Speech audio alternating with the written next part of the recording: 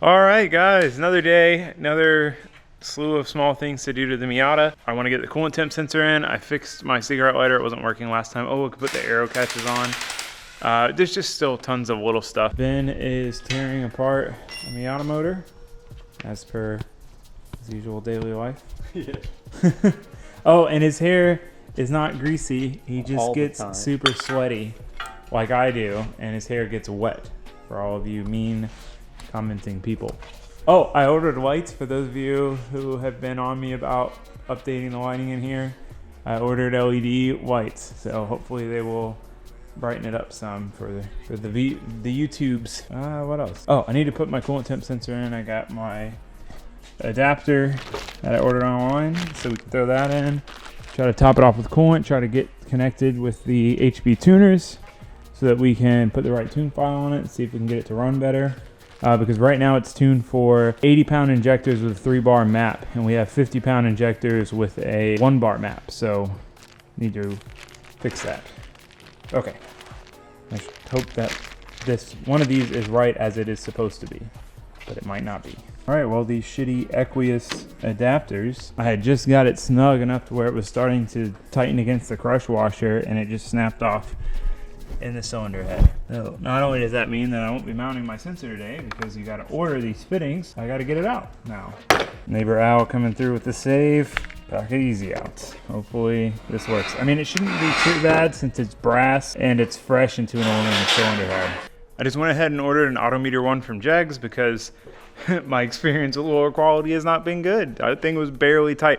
I tightened that less than I had to tighten the stock coolant temp sensor replacement because it had thread sealer on it, so it was barely tight, maybe 10 foot-pounds when it snapped. So ordered a nice one. Just sucks because it was a $12 fitting, and then since it's Jegs, I had to pay $6 shipping, whereas that was $15 for all those fittings shipped on Amazon, and 2-day, which was the main thing. I wanted to get it as fast as possible, but whatever, as Ben would say.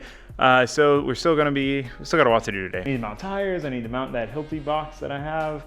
We got a lot to do. Back to Neighbor Al. Huge shout out to Neighbor Al coming through with the save. All right, so I'm just gonna mount tires now because they're in my way. We've got these. So Chris became a distributor for a few different tire companies. I forget what these are. There's some China tires, Interstate tires. I don't know, Race, D, and RT.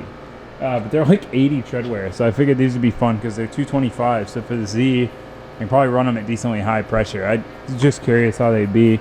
They were cheap. They're like 50 something a tire, and then these are like 39 a tire or 40 bucks a tire, something super cheap like that too. So I've got these to go on the cool wheels, those two 25s to go on my stock Z wheels, and then I've got a pair of 265s to go on my other Koenigs.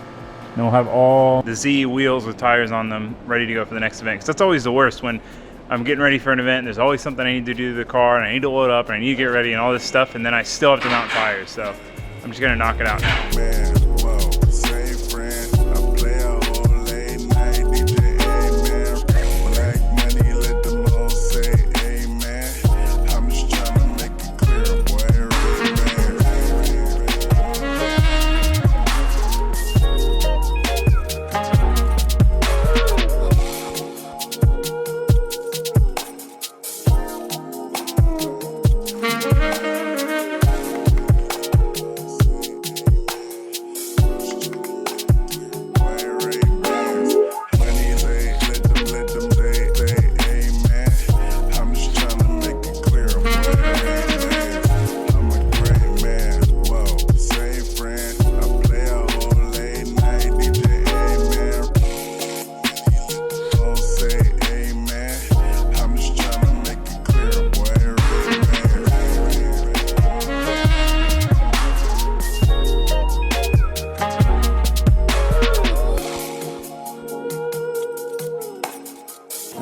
Got all my tires mounted. We have a plethora of different tires. We've got 265s, like normal all seasons or whatever, 225 all seasons, then 80 treadwear 225 like R comps. So I'm not sure how these are going to do. They might be too grippy, but I mean, I can always air them up. I'm always chasing grips, so I don't think it'll be much of a problem. Like tires all mounted on your wheels is like such a satisfying thing, but it is kind of a pain in the ass. But look at that stack of tires I got to take to the dump.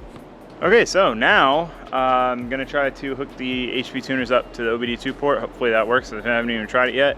get it all licensed, and I'm gonna hit up Matt Happel from Sloppy Mechanics and see if he can send me the new tune file, and we'll go from there. Just kidding, I'm gonna mount and organize this Hilti box first before I do anything else.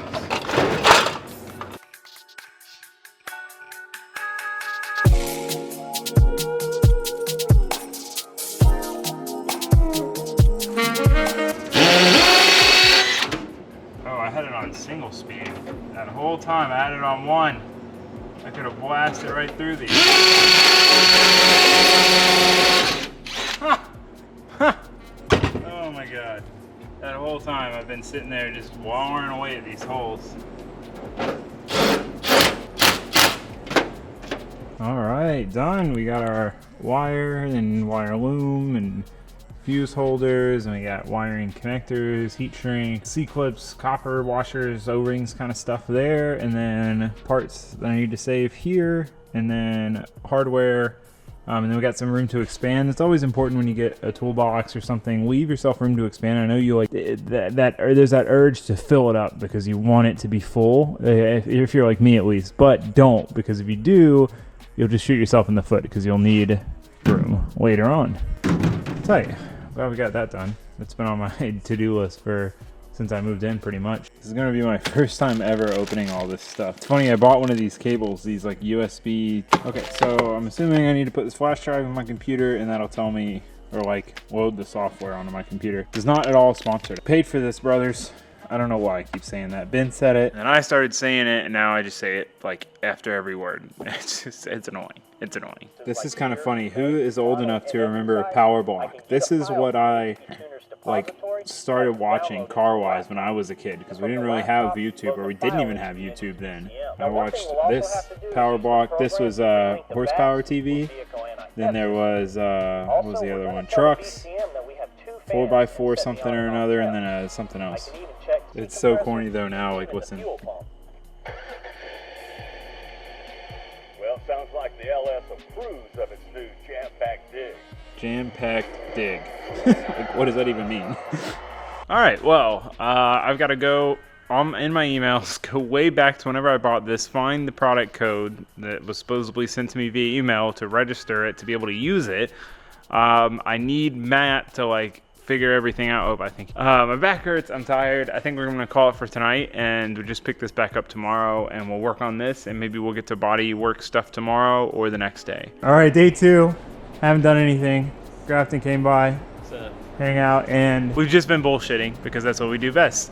We're talking about going to Bushnell, but I want to try to get like 1 or 2 things done before we go, so I'm gonna fill trans and diff up with fluid real quick because I need to do that, and then I don't know, see where we're at time wise. When do you have to leave? I'm good to go to Bushnell. I'll go to Bushnell. We're gonna fill up the fluids because Monday I'll be tuning it, so then I should be able to like at least drive it around the yard. All right, so for transmissions, I just fill this up. I just did it with the diff, which I didn't need to do because I could have got to the fill hole, but I fill this up and then I just pump it in. So I filled up the diff, but to fill the trans, you know, you can't really get a bottle in here because it's like you've got the trans tunnel there. So just take the plug out and then pump it up. It's kind of annoying because it takes forever because gear oil is so thick. So it takes like forever to pump it up in there, but you get it done. And then I have a hose that goes down to the bottom, but it always falls off, which it fell off again for like the 10th time. So anyway, that's what we're doing. I got Lucas oil for the trans. I've had pretty good luck with it. Usually use this or Mobil 1. I don't think it really matters. I use just the cheapest crap for the diff because it's a Ford 8.8 diff. Like, it doesn't matter. It's a welded. If it was limited slip, I'd put better fluid in it. Trans takes 4 quarts. This is gonna take a minute. I gotta say, doing this on a lift is like 1,000 times better than doing it under the car. The only thing that sucks is I gotta hold this thing up. Normally I just set it on my stomach, but still, normally I'm used to like rolling under here on my back and barely having enough room, and now I just like walk under here standing. Dope. All right, trans and diff are filled. We've done one thing, so now we can go karting.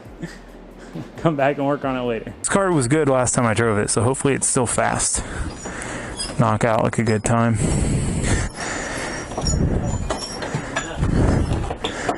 Let's do it, brother. Grafton's gonna f us up. Probably not.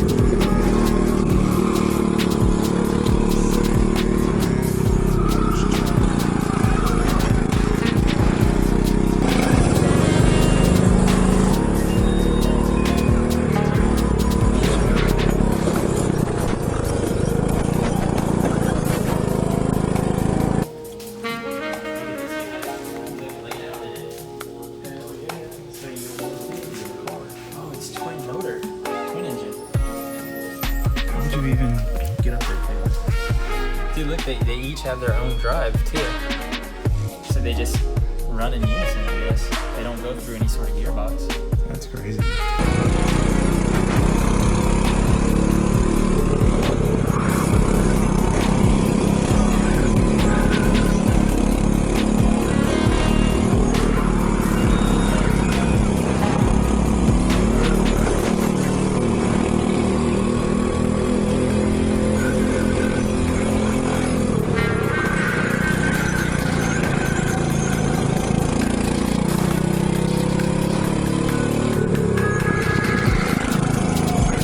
Oh, I messed that up bad.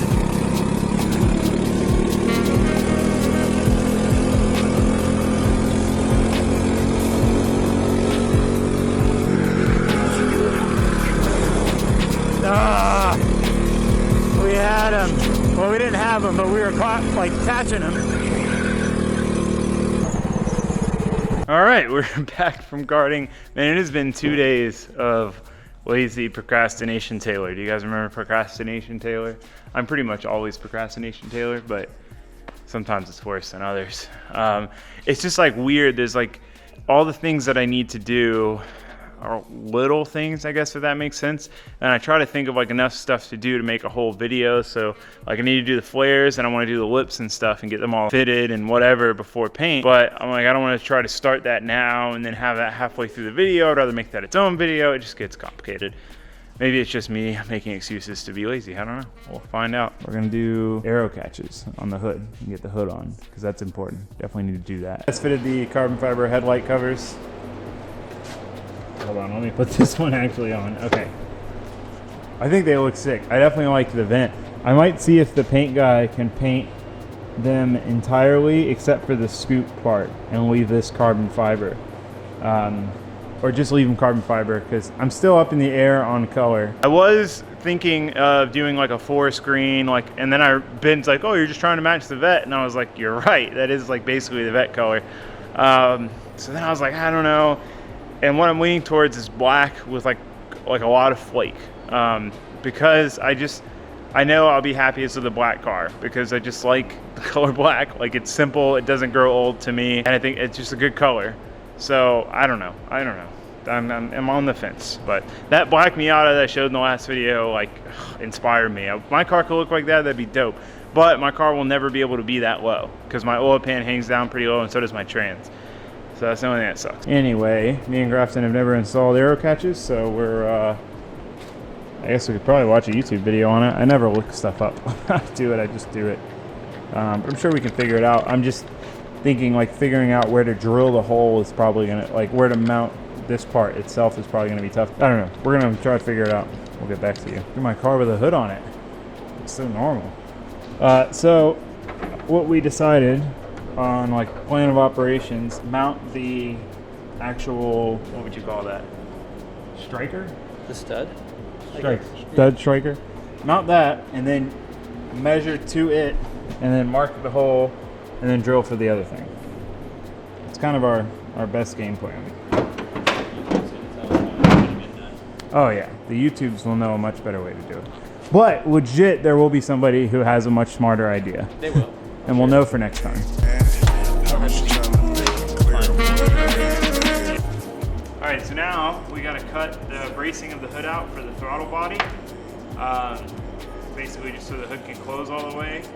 Because we need to be able to get it basically to close like we would to know where to drill the holes and mount oh man, we're gonna have to double drill. We're gonna have to cut like a square out of the bottom basically. Oh yeah.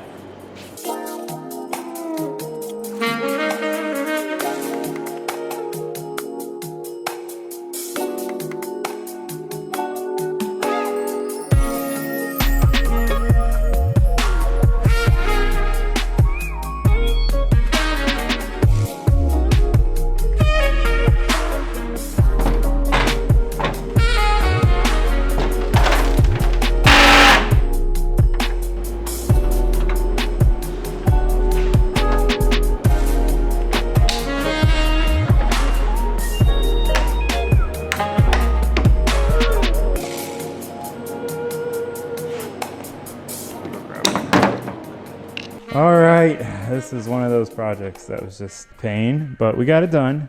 Just didn't really film much of it. We did cut the stops a little too short, but ta-da! You hear my enthusiasm. I cut all of this out of the hood because we're gonna have a Corvette intake, which will run like right here and then down into the bumper. So we need as much clearance there as possible. We might actually have to cut this section out. Looking pretty snazzy. Tomorrow we will do whips and fender flares. These are just annoying. If I had to do it again, I would do the little push button ones for sure, because then you just have to drill a hole. The problem was just the like 10 inner skin layers. There's literally like 4 layers that we had to go through.